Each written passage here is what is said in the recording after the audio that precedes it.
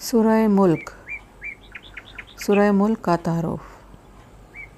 اس صورت میں 2 رکوع اور 30 آیات ہیں۔ سورہ ملک کے مضامین۔ اس صورت کی ابتدا میں اللہ تعالیٰ کی عظمت، سلطنت اور قدرت کے بارے میں بیان کیا گیا اور یہ بتایا گیا کہ زندگی اور موت کو پیدا کرنے سے مقصود لوگوں کے اعمال کی جانچ کرنا ہے۔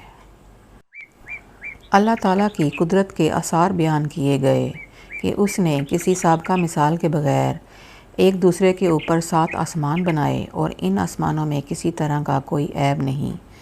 انہیں ستاروں سے مزین کیا اور ان ستاروں کے ذریعے آسمان کے طرف چڑھنے والے شیطانوں کو مارا جاتا ہے۔ نیز اس کی قدرت کے آثار میں سے یہ ہے کہ اس نے کافروں کے لیے جہنم کا دردناک عذاب تیار کیا ہے اور ایمان والوں کو مغفرت اور عظیم اجر کی بشارت دی ہے۔ یہ بتایا گیا کہ اللہ تعالیٰ ظاہر اور پوشیدہ، کھلی ہوئی اور چھپی ہوئی ہر بات کو جانتا ہے۔ ان نعمتوں کو بیان کیا گیا جو اللہ تعالیٰ نے اپنی مخلوق کو عطا فرمائی ہیں تاکہ وہ اس کی نعمت کو پہچان کر اس کا شکر ادا کریں اور اللہ تعالیٰ کی وحدانیت کا اقرار کریں۔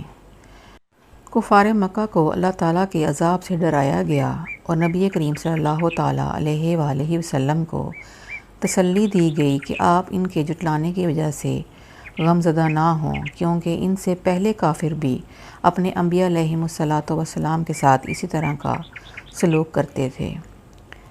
اس صورت کے آخر میں مومن اور کافر کا حال واضح کرنے کے لیے الٹا چلنے والے اور سیدھا چلنے والے کی ایک مثال بیان فرمائی گئی اور حضور پر نور صلی اللہ تعالیٰ علیہ وآلہ وسلم کو جھٹلانے والوں کو اللہ تعالیٰ کے عذاب سے ڈرایا گیا۔